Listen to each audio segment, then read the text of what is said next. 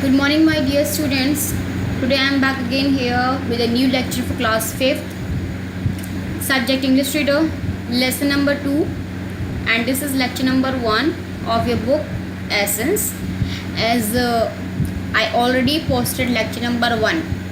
Okay, and if you still the one who has not seen this lecture or watched this lecture, then you can go on the Adcock site on YouTube, and from there you can search lecture number 1 of the same lesson.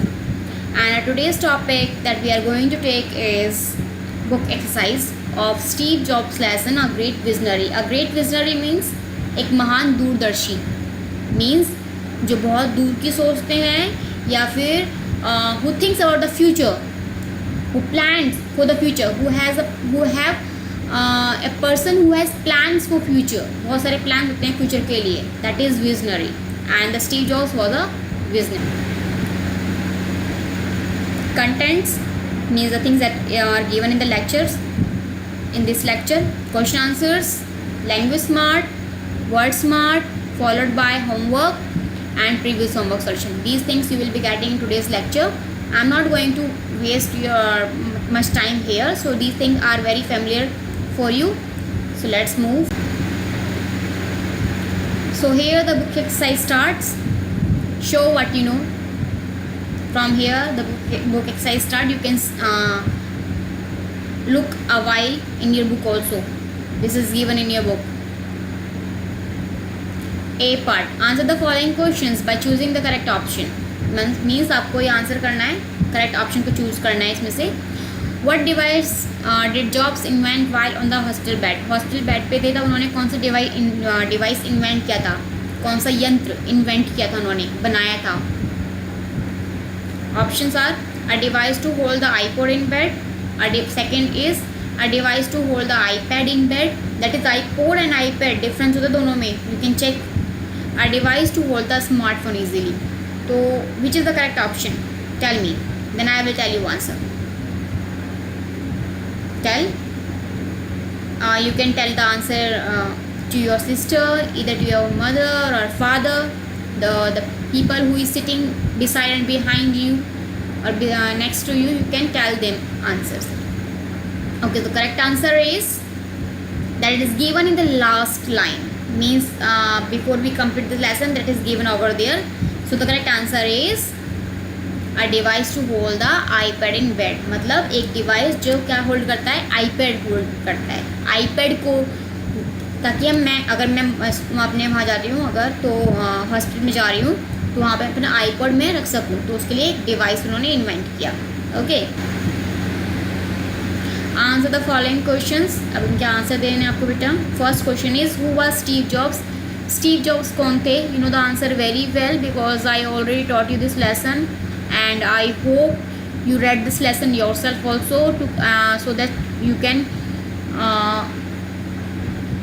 know about this lesson very well. So who was Steve Jobs according to you? कौन थे Steve Jobs? Tell me answer. Or you can search in your book also. You can pause the video also and go and search in your book. Book में भी आप search कर सकते हो, इस video को ही पॉज कर दो, आप देख सकते हो वहाँ पर भी. Otherwise I tell you answer. Steve Jobs was the co founder and CEO of Apple. Apple के वो चीफ एग्जीक्यूटिव ऑफिसर थे और उसके को फाउंडर भी थे. को फाउंडर मतलब सह संस्थापक.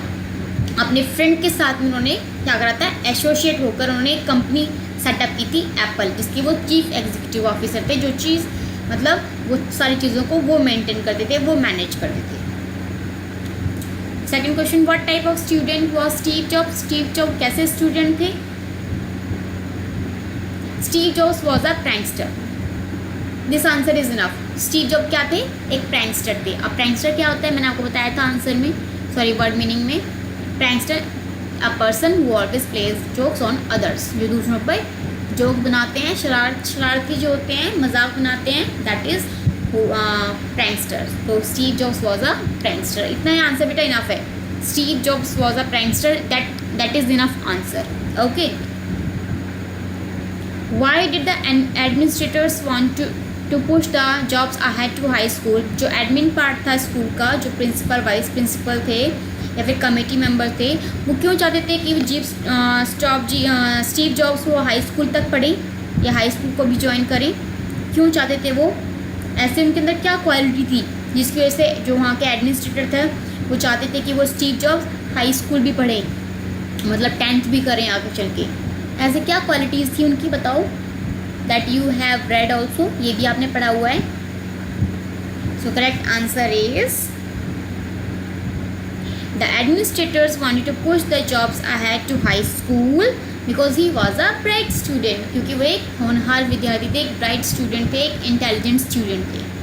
तभी जो एडमिनिस्ट्रेटर था वो एडमिनिस्ट्रेटर एक वो नहीं होता बेटा, एक पर्सन नहीं होता। एडमिन पार्ट तो बहुत बड़ा होता है स्कूल में, जैसे principal, vice principal, committee members, managing directors जो होते हैं, ये सब एक पूरा स्कूल का जो स्कूल चलाते हैं वो एडमिन पार्ट होता है स्कूल का, हम उसे एडमिन भी बोलते हैं। अगर मैं एडमिनिस्ट्रेटर को पूरा ना बोलूँ तो मैं एडमिन बोल सकती हूँ, दैट इज़ इनफ। ओके, तो वो चाहते थे कि स्टीव जॉब हाई स्कूल तक पढ़ें, क्योंकि स्टीव जॉब कहते थे एक ब्राइट स्टूडेंट थे, एक होनहार विद्यार्थी थे, एक इंटेलिजेंट स्टूडेंट थे। When did Steve job drop out of college? Steve job ने कॉलेज ड्रॉप आउट कब किया? कॉलेज कब छोड़ा?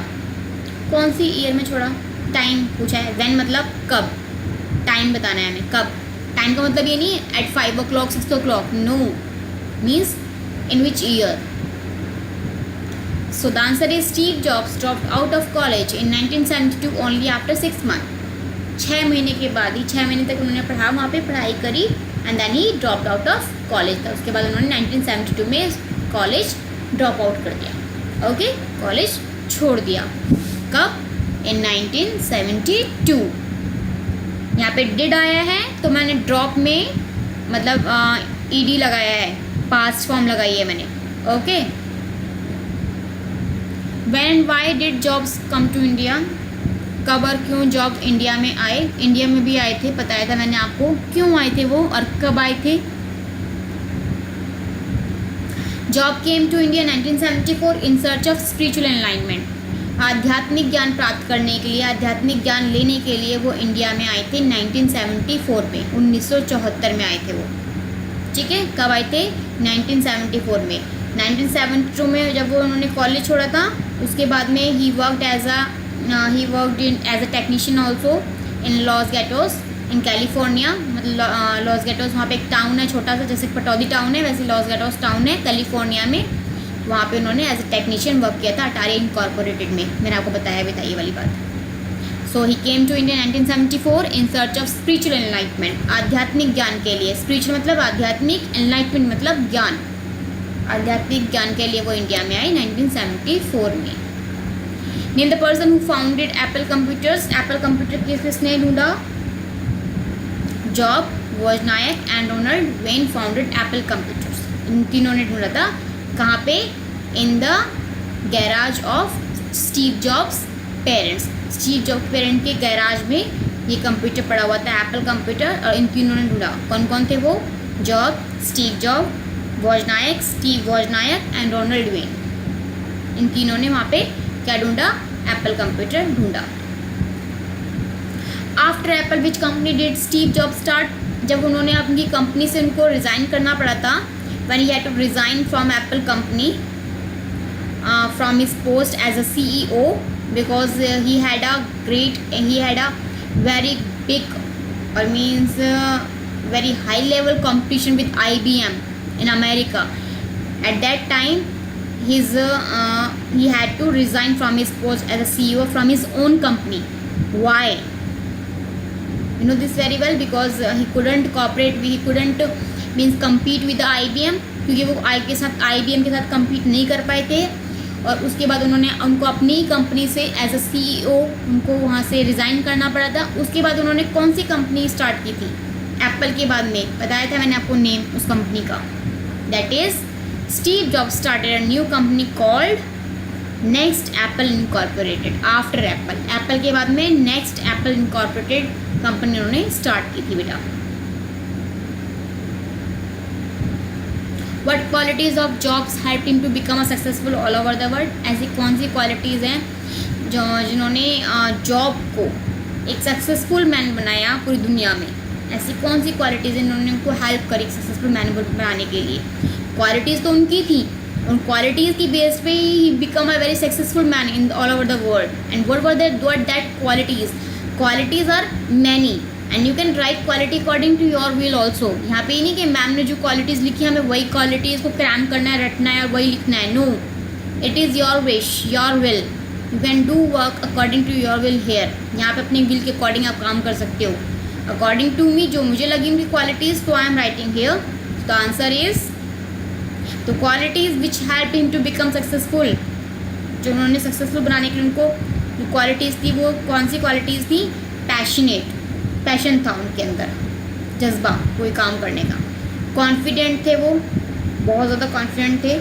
एम्बिशियस थे, उनका हमेशा एक एम रहता था। रिबेलियस थे, थोड़े विद्रोही भी थे, मतलब वो ये था कि मुझे यही काम करना है, या फिर उनको ये पता था कि मुझे कम्पीट करना है, तभी तो विद्रोही बने वो। थोड़े से विद्रोही का मतलब ये नहीं कि लड़ाई करने चलेगी किसी के साथ में ना, means he had rebel with his own thoughts. वो अपने दिमाग में इस बातों को सोचते थे, उनके साथ में रिबेल करते थे कि नहीं ये चीज़ अच्छी होनी चाहिए, यहाँ पे ये चीज़ आनी चाहिए। एक माइंड बोलता था उनका नहीं ये करना चाहिए, फिर वो बोलते थे नो। क्योंकि हम अपने माइंड से भी बातें करते हैं ना, कभी कभी आपने नोटिस किया होगा। तो he had these qualities and in place of these qualities you can write qualities according to you also. Okay, it doesn't matter. Read the extract and answer the following questions. यहाँ पे extract दिया हुआ है, उसके according आपको answer करना है। Extract मतलब छोटा छोटा पार्ट, एक्सट्रैक्ट होते हैं बेटा छोटे छोटे पार्ट लेसन से लिए हुए हैं और आपको उनके आंसर बताने हैं। His association with Steve Wozniak prove to be a milestone. उनकी एसोसिएशन स्टीव वोजनाइक के साथ में एक माइलस्टोन प्रूव हुई इंडस्ट्री में, एप्पल इंडस्ट्री में। तो हिज यहाँ पे किसके यूज़ हुआ है, हु इज़ हिज हेयर। यहाँ पे किसकी हम बात कर रहे हैं, किसके बारे में बात कर रहे हैं। अब यहाँ ये तो क्लियर हो गया है कि वो कोई बॉय है या फिर मेल है, मेल कंटेंट, मेल ही है कोई, तो है कौन लेकिन वो। सो the answer is Steve jobs. यहाँ पे हम स्टीव जॉब की बात कर रहे हैं। अब माइलस्टोन क्या है, what is the milestone here, what is milestone here. Milestone यहाँ पर है बेटा अचीवर। माइलस्टोन होता है क्या बोलूँ मैं हिंदी में आपको, मतलब जिसने बहुत किसी न किसी फील्ड में बहुत अच्छा काम किया हो, बहुत बड़े अचीवर रहे हो, जिन्होंने सब कुछ हासिल किया हो। ओके, मील का पत्थर आई थिंक बोलते हैं हिंदी में उसको। So that is no, I don't know exactly about this, but milestone मतलब यू कैन राइट अचीवर, जिन्होंने सब कुछ अचीव कर लिया लाइफ में, प्राप्त कर लिया हो, हर चीज़ ले ली हो। Now D, complete the statements appropriately. अब यहाँ पे इनकम्प्लीट स्टेटमेंट्स हैं, आपको उनको कंप्लीट करना है। ठीक है, ये स्टेटमेंट भी बुक में से ली गई हैं। Okay, these statements have been taken from book, you have to fill these statements, you have to complete these statements while writing in the blank में करेक्ट आंसर को आपको फिल करना है। सो इन 1974 जॉब, 1974 में क्या हुआ था ऐसा, जॉब ने क्या किया था 1974 में, took a job as a technician at Atari incorporated. As a technician उन्होंने अटारी इनकॉर्पोरेटेड में जॉब की थी। तो यहाँ पे आप इस आंसर को फिल कर दोगे आप ब्लैंक में। Both funded their entrepreneurial venture after, किस किसने फंड लगाए थे एंटरप्रेन्योरल वेंचर में, स्टीव जॉब और स्टीव वोजनाइक दोनों ने फंड लगाया था। लेकिन वो फंड लगाने के बाद मतलब कि ऐसे मतलब उन्होंने क्या किया था जिसके बाद उन्होंने फंड लगाया। पहले उन्होंने क्या किया था, बिफोर फंडिंग से पहले उन्होंने क्या किया था ऐसा काम, क्योंकि पैसा तो था नहीं उनके पास में। तो what did they both do to fund their company, अपनी कंपनी को फंड के लिए उन्होंने ऐसा क्या किया। सोचो सोचो, थिंक अबाउट दिस। उन्होंने कुछ तो किया था ना, जब भी तो उनके पास पैसा आया था। So what did they do, Jobs sold Volkswagen and Wozniak sold his beloved scientific calculator. Jobs ने तो अपनी वॉल्क्सवैगन को बेच दिया था और वोजनाइक ने अपनी साइंटिफिक कैलकुलेटर को बेच दिया था। उसके बाद जिन्होंने पैसा मिला उसको उन्होंने फंड में मतलब अपनी एप्पल कंपनी को सेटअप किया। Apple introduce many revolutionary products, Apple company ने कौन कौन से प्रोडक्ट को इंट्रोड्यूस किया जिसकी वजह से उस कंपनी के मतलब जब ये प्रोडक्ट्स जब वहाँ पे आ चुके थे तो पूरे वर्ल्ड में एक धमाल हो गया था, एक रिवॉल्यूशन आ गया था। रिवॉल्यूशन मतलब क्रांति आ गई थी, मतलब सबके लिए बड़ा शॉकिंग न्यूज़ थिंग थी ये, क्योंकि उन्होंने उससे पहले ऐसी चीज़ें कभी देखी नहीं थी। तो ऐसे कौन कौन से प्रोडक्ट्स थे? These products were MacBook pro, MacBook air, iPod and iPhone जो हम यूज़ करते हैं आजकल, ये सब एप्पल के प्रोडक्ट्स हैं। Okay, you can search about this products. Steve jobs died, Steve jobs की मृत्यु कब हुई थी, उनकी डेथ कब हुई थी? ऑन अक्टूबर 5, 2011 में 5 अक्टूबर को उनकी डेथ हुई थी।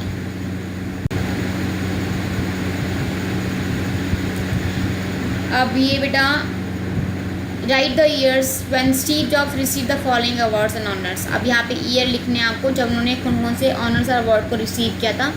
ऑनर्स एंड अवार्ड्स में आपको यहाँ पे गिवन है, उनके आंसर भी यहाँ पे आपको गिवन है, you can look over there, एक क्विक लुक ओवर हियर।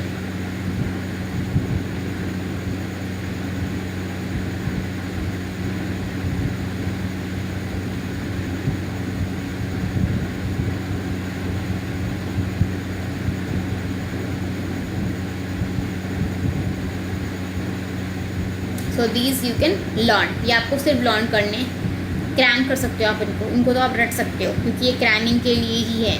इनको आप लर्न कर लो या फिर क्रैम कर सकते हो। ओके, इस ईयर में कौन कौन सा वर्ड लिया, these are given here.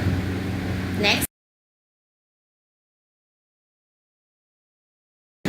Now language smart, adverbs and prepositions. Now grammar part starts here. Adverbs or preposition, I know very well, you know this lesson, I hope you read this lesson in your grammar book also, and since nursery or sorry since first class you have been learning about these adverbs and preposition। और मैंने भी आपको पढ़ाया था third class में, तो आप third में थे कि adverbs और prepositions क्या होती हैं, तभी मैंने आपको बताया था। फिर आपने फोर्थ में पढ़ा होगा, फिर आपने फिफ्थ में भी पढ़ा होगा adverbs and prepositions के बारे में। अगर नहीं भी पढ़ा तो हम आगे पढ़ेंगे। तो अभी हम थोड़ा थोड़ा वैसे ही पढ़ते हैं, मतलब ज़्यादा डीप नहीं जाते। जब हम इस लेसन को पढ़ेंगे ग्रामर में तब मैं आपको अच्छे से समझा दूँगी। So there are some word that can be used as both adverbs and preposition. कुछ ऐसे वर्ड्स हैं बेटा जो हम एज अ प्रीपोजिशन भी यूज़ कर सकते हैं और एज अ एडवर्ब भी यूज़ कर सकते हैं। अब आपको प्रीपोजिशंस पता ही होगा, कौन कौन से बताए थे मैंने, in, on, under, below, behind, beside, between, from, to, of, into, इन।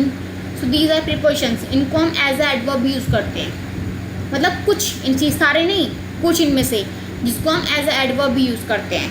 ठीक है, ये एज अ एडवर्ब भी यूज़ होता है, एज अ प्रीपोजिशन भी होता है। अब क्वेश्चन राइज होता है कि कहाँ पे हम एडवर्ब यूज़ करते हैं और कहाँ पे हम प्रीपोजिशन यूज़ कर सकते हैं। जब मैंने आपको प्रीपोजिशंस पढ़ाया था तो मैंने आपको एक बात बताई थी कि प्रीपोजिशन हमेशा प्लेस के बारे में बताता है, मतलब नाउन से रिलेटेड होता है। अगर वहाँ पे जैसे मैंने बोला I have kept bottle on the table, ठीक है, I have kept bottle on the table, table है, टेबल का रिलेशन बता रहा है। I have kept bottle, I have kept bottle, on को छोड़ दो, the table, I have kept bottle the table. तो it doesn't make any sense, इससे कोई सेंस बन रहा है? नहीं बन रहा, क्योंकि हमने बीच में क्या लगाना है, ऑन लगाना है। तो ऑन क्या है, प्रीपोजिशन। ठीक है, तो यहाँ पे जो ऑन है वो रिलेशन बता रहा है नाउन के साथ में, द टेबल के साथ में। ठीक है, एक नाउन का दूसरे नाउन के साथ में रिलेशन बता रहा है। तो प्रीपोजिशन का वर्क क्या होता है, नाउन के साथ में रिलेशन बताना। और एडवर्ब कब क्या किसके साथ रिलेशन बताता है, हमेशा वर्ब के साथ में। So here the word is a preposition when it governs a noun and a pronoun. जो वर्ड प्रीपोजिशन होंगे वो किसके बारे में बताएंगे, नाउन और प्रोनाउन के बारे में बताएंगे, नाउन और प्रोनाउन के बारे में चलेंगे वो। और अगर वो एडवर्ब है तो वो किसके बारे में बताएगा, वर्ब के बारे में। ठीक है, जैसे एग्जाम्पल्स दे रखे हैं, डोंट रन अबाउट। तो यहाँ पे अबाउट क्या है, एडवर्ब्स हैं। एडवर्ब क्यों है, क्योंकि यहाँ पे रन के लिए हम बता रहे हैं अबाउट। डोंट रन अबाउट मतलब इधर उधर मत दौड़ो। ठीक है, तो यहाँ पे कहाँ ना दौड़ो, इधर उधर मत दौड़ो। ठीक है, रन, यहाँ पे रन का रिलेशन बता रहा है वो अबाउट। अब सेकंड देखो, don't wonder about the street, मतलब गली में मत घूमो। गली, यहाँ पे द स्ट्रीट के बारे में रिलेशन बता रहा है अबाउट। पहले अबाउट वर्ब के बारे में बता रहा था, रन के बारे में बता रहा था, अब अबाउट स्ट्रीट के बारे में बता रहा है। अगर वो वर्ब के बारे में बताता है तो वो एडवर्ब होगा, अगर वो नाउन के बारे में बता रहा है तो वो प्रीपोजिशन होगा। दोबारा सुनो, ध्यान से सुनो। अगर वो वर्ब के बारे में बता रहा है, if it governs a verb then it is adverb, if it governs about a noun और a pronoun then it is a preposition. Noun pronoun के बारे में अगर बता रहा है या उसके साथ में रिलेशन दिखा रहा है तो वो प्रीपोजिशन है, और अगर वर्ब के साथ में दिखा रहा है, वर्ब कौन सी, main verb. Okay, run, fall, sleep, walk, write, talk, these are main verbs. अगर उनके साथ रिलेशन बता रहा है तो वो एडवर्ब्स हो गए। एडवर्ब्स के क्या है, एडिंग समथिंग टू वर्ब। मैंने आपको बताया था इसका रिलेशन। एडवर्ब्स मतलब adding something to verb, verb में कुछ ऐड करना। एडवर्ब कौन से वर्ड होते हैं, the word which qualify a verb and adverb. वो वर्ब को भी क्वालिफाई करते हैं, वो एडवर्ब को भी क्वालिफाई करते हैं। ठीक है, वो कभी कभी एडजेक्टिव को भी क्वालिफाई करते हैं, तो वो एडवर्ब्स होते हैं। Second, let us move on. Move on, move यहाँ पे क्या हो गया, वर्ब। ऑन के साथ में आ गया तो वो एडवर्ब हो गया। द वेस is on the table, on the table. Table के साथ रिलेशन बता रहा है, एक नाउन का दूसरे नाउन के रिलेशन में वो ऑन दिखा रहा है, मतलब नाउन के बारे में बता रहा है, तो वहाँ पे प्रीपोजिशन हो गया। थर्ड, हैव यू कम इन। कम के बाद में इन आया तो एज एडवर्ब, क्योंकि कम क्या है, मेन वर्ब है। I live in Delhi. Delhi यहाँ पे क्या है, प्लेस है, वहाँ पे इन आ रहा है तो वो प्रीपोजिशन हो रहा है। जहाँ पे नाउन के साथ में आ गया वो वर्ड तो वो एज अ प्रीपोजिशन आएगा, और अगर वो वर्ब के साथ में आ गया तो वो एज अ एडवर्ब होगा। So, my dear students, here the exercise is identify whether the highlighted words in the given sentences are prepositions or adverbs. Means यहाँ पे कुछ words हैं जो highlighted हैं रेडिंग से, और आपको बताने हैं कि वो as a preposition यूज़ हो रहा है और as a adverb यूज़ हो रहा है। One thing that we have to keep in our mind, for preposition there must be the relationship of this word with the noun. Noun के साथ relationship होना चाहिए, मतलब एक sentences में अगर एक नाउन है तो उसका दूसरे नाउन के साथ रिलेशनशिप बताना चाहिए। फॉर एडवर्ब, देखो एक वन मोर थिंग बेटा, एक चीज़ और होती है कि अगर वो एज अ प्रीपोजिशन यूज़ हो रहा है तो उसके पास कोई ना कोई ऑब्जेक्ट होगा लास्ट में कंप्लीट करने के लिए। ठीक है, जैसे होता है ना सब्जेक्ट, उसके बाद वर्ब, फिर लास्ट में ऑब्जेक्ट आता है। तो प्रीपोजिशन को कंप्लीट करने के लिए there must be object, after that word there must be object, और एडवर्ब को कंप्लीट करने के लिए there will be no object. Okay, तो प्रीपोजिशन कंप्लीट करने के लिए तो हमारे पास में ऑब्जेक्ट है, लेकिन एडवर्ब को कंप्लीट करने के लिए हमारे पास में ऑब्जेक्ट नहीं है। Suppose examples have been given here, come down at once, here down, नीचे आओ एक बार में ही। लेकिन यहाँ पर आगे कोई ऑब्जेक्ट नहीं है, गिवन नहीं है यहाँ पर। यहाँ पे सिर्फ इस वर्ब को डिफाइन गवर्न कर रहा है, कम को डिफाइन कर रहा है, तो ये एज ए एडवर्ब यूज़ हो रहा है, क्योंकि यहाँ पे इस वर्ब को मॉडिफाई कर रहा है ये, तो ये एडवर्ब यूज़ हुआ है यहाँ पे एज अ प्रीपोजिशन यूज़ नहीं होगा, क्योंकि इसको कंप्लीट करने के लिए आगे कोई ऑब्जेक्ट नहीं है। ठीक है, सेकंड सेंटेंस देखो, we sail down the river.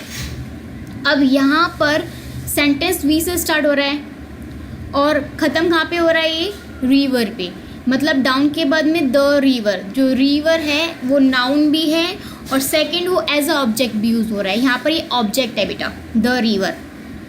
After down the river is object, यहाँ पे ऑब्जेक्ट है कंप्लीट करने के लिए, सेंटेंस पूरा कंप्लीट हो रहा है तो यहाँ पे एज अ प्रीपोजिशन यूज़ होगा। ओके, क्योंकि it governs pronoun as well as noun, तो प्रोनाउन भी स्टार्टिंग में प्रोनाउन से स्टार्ट हो रहा है ये, और लास्ट में नाउन पे ख़त्म हो रहा है। ठीक है, यहाँ पे ये वर्ब को डिफाइन नहीं कर रहा है, ये रिवर को कर रहा है। We sail down the river, तो यहाँ पे ऑब्जेक्ट क्या है, रिवर है। अगर यहाँ पे object river, we sail down, अगर इतना होता वी सेल डाउन, यहाँ पे कोई ऑब्जेक्ट नहीं होता, द रिवर नहीं होता, तो एज अ वहाँ पे वो एडवर्ब यूज़ होता। ओके, समझ में आ रही है मेरी बात, मैं क्या बोल रही हूँ। अगर यहाँ पे वी सेल डाउन होता तो यहाँ पे एज अ एडवर्ब यूज़ होता, लेकिन यहाँ पे द रिवर है लास्ट में कंप्लीट करने के लिए सेंटेंस को, तो ये एज अ प्रीपोजिशन यूज़ होगा। Third, the children are in the room, यहाँ पे द चिल्ड्रन नाउन है, रूम भी नाउन है, मीन्स कंप्लीट सेंटेंस हो रहा है ख़त्म, और इनके बाद में द रूम आ रहा है, द रूम इसको कंप्लीट कर रहा है, मतलब ऑब्जेक्ट है, ऑब्जेक्ट है तो ये प्रीपोजिशन बन जाएगा, तो प्रीपोजिशन हो जाएगा यहाँ पे। दे ऑल केम इन, अब यहाँ पर इनके बाद में कोई ऑब्जेक्ट नहीं है जो इसको कंप्लीट कर सके। अगर ऑब्जेक्ट नहीं है तो एज अ एडवर्ब यूज़ होगा, क्योंकि ये केम को डिफाइन कर रहा है, यहाँ पे वर्ब को डिफाइन कर रहा है, एज अ वर्ब डिफाइन करेगा तो एडवर्ब हो जाएगा। Fifth, nobody can leave without water, अब यहाँ पे बेटा विदाउट के बाद वाटर है, कंप्लीट कर रहा है इसको। नो वन कैन, अगर यहाँ पे ऐसा होता नोबडी कैन लीव विदाउट, अगर इतना ही होता तो वहाँ पे वो लीव को डिफाइन करता, मतलब वर्ब को डिफाइन करता तो वो एडवर्ब बन जाता, लेकिन विदाउट के बाद वाटर है, सेंटेंस कंप्लीट कर रहा है, तो that it is used as a preposition. Sixth, the driver in the red car is left behind, अब यहाँ पे ड्राइवर तो ठीक है, यहाँ पे नाउन है, लेकिन इस नाउन का सेकंड नाउन से रिलेशनशिप नहीं बता रहा है ये। और वन मोर थिंग, बिहाइंड के बाद में हमारे पास ऑब्जेक्ट है ही नहीं, मतलब कि नाउन है ही नहीं। जब नाउन है नहीं उसके बाद में उसको कंप्लीट करने के लिए तो ये लेफ्ट को डिफाइन कर रहा है, और लेफ्ट में यहाँ पर क्या है, verb, second form of verb है, तो यहाँ पे एडवर्ब यूज़ होगा। The deer hid behind the bushes, यहाँ पे द डियर इस नाउन का बुशेज़ के साथ, सेकेंड नाउन जो है बुशेज़ के साथ में रिलेशनशिप बता रहा है कि जो डियर हैं वो बुशेज़ झाड़ियों के पीछे छुपे हुए हैं, छुप गए। तो यहाँ पर बिहाइंड हिड को डिफाइन नहीं कर रहा है, यहाँ बिहाइंड के बाद में द बुशेज़ ऑब्जेक्ट है, ऑब्जेक्ट है तो एज अ प्रीपोजिशन यूज़ होगा। Okay, grand mother said by the fire and told me a story, यहाँ पर ये सेंटेंस कंप्लीट हो रहा है, बाय के बाद द फायर, यहाँ पे ये इसके बाद में ऑब्जेक्ट है। ओके, और जो फर्स्ट जो नाउन है ग्रैंड मदर है वो कंप्लीट भी कर रहा है सेंटेंस को, रिलेशनशिप भी बता रहा है, तो यहाँ पे एज अ प्रीपोजिशन यूज़ होगा। द सोल्जर्स पास्ड बाय, अब आगे नहीं, सेंटेंस कंप्लीट नहीं किया हुआ है, बाय के बाद में कोई ऑब्जेक्ट नहीं है, यहाँ पे बाय पास्ट को डिफाइन कर रहा है, मतलब वर्ब को डिफाइन कर रहा है, तो यहाँ एज एडवर्ब यूज़ होगा, क्योंकि सोल्जर्स तो है, एक नाउन तो है, सेकेंड नाउन तो है ही नहीं इसमें, तो ये एडवर्ब को डिफाइन कर रहा है। They left soon after 10 number, they left soon after, after के बाद में कोई भी ऑब्जेक्ट नहीं है, तो यहाँ पे ये हमारी वर्ब को डिफाइन कर रहा है, इसलिए ये एज अ एडवर्ब यूज़ होगा। ओके, सो अब I am telling you once more कि if the word that we are using in the sentence, if it defines an object, then it is used as a preposition. If it doesn't define any object, if there is a no object or it defines a verb, then it is used as a adverb. अगर verb को define कर रहा है तो वो object है, वो sorry adverb है। अगर वो मतलब word के बाद में अगर वो पूरा sentence complete कर रहा है और उसमें sentence में noun है और ऑब्जेक्ट है तो वो प्रीपोजिशन को डिफाइन करता है। थैंक यू वेरी मच, इसके लिए तो इतना ही, आगे देखते हैं क्या है। ना previous homework solution is this is a previous homework solution, मैं आपको नहीं बताऊंगी दोबारा इसके बारे में, as you know very well about this. ये आपका प्रीवियस होमवर्क सॉल्यूशन है, and the homework is do this A part homework here in English book Essence on page number 13 and do B part in your rough notebook. A part आपको book में करना, B part आपको rough notebook में करना है। कैसे करना है, pick out the antonym for each of the words in the capital in each line. First देखो यहाँ पे फर्स्ट लेटर सबके लाइन के, मतलब first question second third fourth में जो फर्स्ट वो है वर्ड है उसका फर्स्ट लेटर कैपिटल है, तो ये आपको बेटा इसका आपको एंटोनियम ढूंढना है इन तीनों में से। इन तीनों में से कौन सा एंटोनियम होगा वो करेक्ट आंसर आपको बताना है। ये जो है ये कैपिटल लेटर्स में है, इनका एंटोनियम आपको इन दोनों में ढूंढना है। एंटोनियम मतलब क्या होता है, अपोजिट वर्ड। तो ब्राइट का अपोजिट क्या होगा, ब्राइट मतलब चमकीला, ब्राइट का अपोजिट क्या होगा वो ढूंढो। डिक्लाइन मतलब मना कर दिया, उसका अपोजिट ढूंढो। यहाँ पे क्या होगा, स्ट्रिक्ट मतलब बहुत स्ट्रिक्ट होना, जो एक स्ट्रिक्ट पर्सन होता है वो, तो स्ट्रिक्ट का अपोजिट क्या होगा। अपोज मतलब विद्रोह करना, किस चीज़ को मना करना, उसका अपोजिट क्या होगा। इन्वेस्ट मतलब लगाना, किसी में पैसे लगाना, और उसका यहाँ पे अपोजिट क्या होगा। बी पार्ट क्या है, now make sentences using the words written in the capitals. जो कैपिटल में वर्ड्स लिखे गए हैं like bright, decline, strict, oppose and invest, इनसे आपको क्या बनाने हैं, सेंटेंस बनाने हैं, जो कि आप रफ नोटबुक में बनाओगे। तो यह होमवर्क आप मुझे क्लिक करके आप मुझे व्हाट्सअप कर सकते हो, और you can send through mail also. आप कैन स्कैनर यूज़ कर लो, उससे इमेज को स्कैन करके भी आप मेरे पास PDF भेज सकते हो. Okay, otherwise you can WhatsApp me.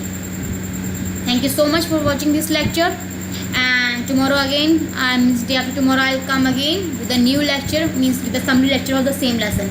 उसमें आपको summary lecture मिलेगा, then you will get the assignment. Okay, thank you very much.